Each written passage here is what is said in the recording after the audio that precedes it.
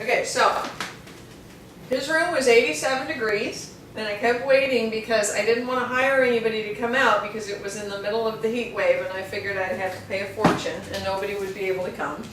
And we couldn't stand it anymore, so I opened a phone book and I said, John, there's too many in the phone book. I don't even know who to call. And then he just launches into this jingle, which was JerryKelly.com. Give them a call even though it's late. JerryKelly.com. Give them a call. They're open till 8. And then they came out and they fixed it, and we are some cool, happy campers. Call Jerry Kelly, man, JerryKelly.com. Give him a call even though it's late, JerryKelly.com. 'Cause Jerry Kelly's always open up until 8.